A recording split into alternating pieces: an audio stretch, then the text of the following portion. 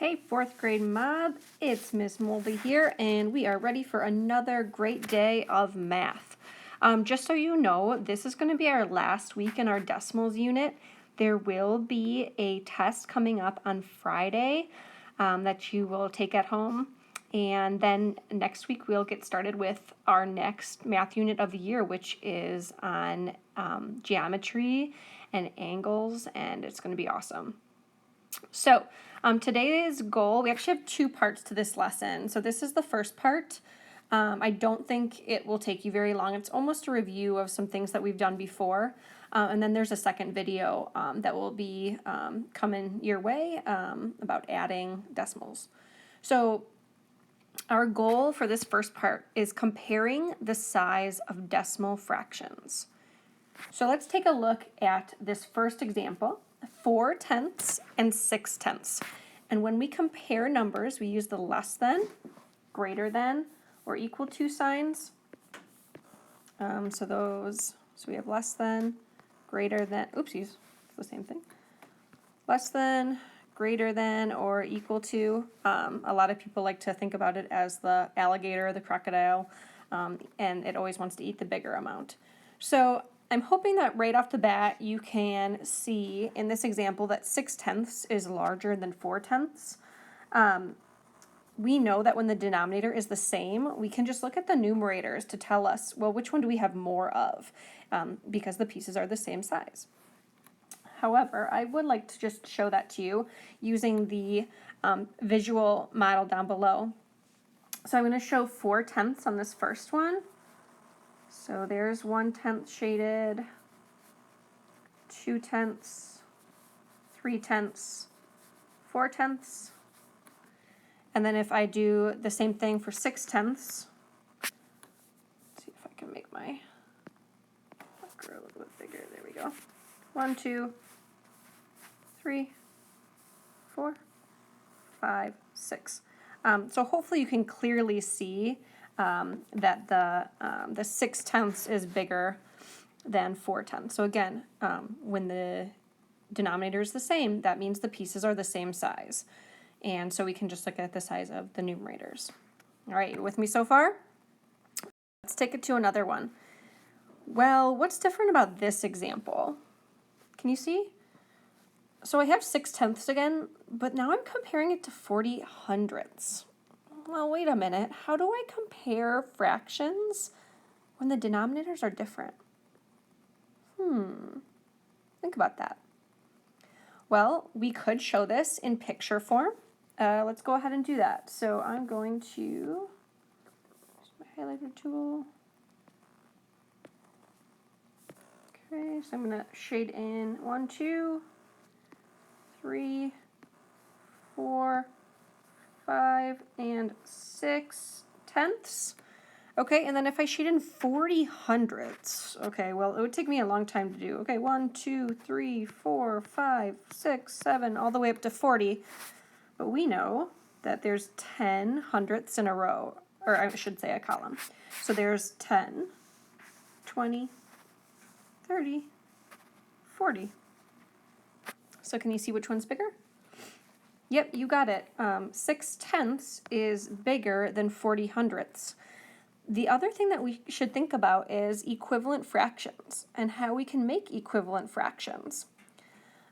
We can actually change tenths into hundredths by simply multiplying both the denominator and the numerator by 10.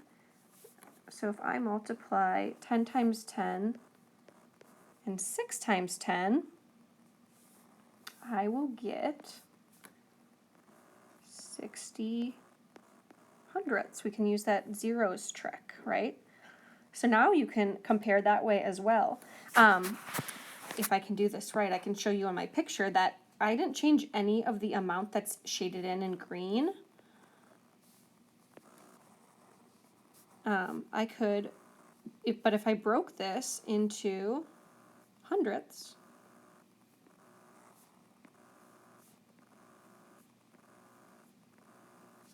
now instead of having 6/10, I actually have 60/100 shaded in. So again, there's just another way to show that yes, 6/10 is in fact greater than 40/100. All right, let's keep going. Let's roll with another example here. All right, so on this one, we have 5/10 and 5/100. This one confuses kids a lot. Remember, when the denominators are different, it means the pieces are different sizes. So look at my visuals. Which pieces are bigger? Are tenths bigger or hundredths bigger? Well, hopefully you could say that tenths are bigger, right? They're like full columns, and hundredths are really tiny little squares. So let's go ahead and show this in the picture. Okay, there's 1/10, 2, 3, 4, 5/10. It's equivalent to 1/2, right? And then if I shade in 5/100, 1, 2, 3, 4, 5. Oh wow, look at that. Which one's bigger? Well, 5/10 is much bigger. It's half, in fact, and 5/100 is a really small piece of the whole. So here we go. 5/10 is greater than 5/100. Okay, for a fun challenge, can we write these in decimal form? Because right now they're in sort of a decimal or a fraction form. So 5/10, do you remember how to write that? Should look something like that. And 5/100, oh, I need a 0 place filler in the tenths because I don't have any tenths. I just have 5/100. So this is how they would look in decimal form. And again, it's all the same. All right, we've got more coming your way here. This last one is 80/100 and 8/10. Okay, so let's do it. Let's do some shading here. If we zoom in, 80/100, there's 10, 20, 30, 40, 50, 60, 70, 80. And 8/10. 1, 2, 3, 4, 5, 6, 7, 8. Well, which one's more? They're the same,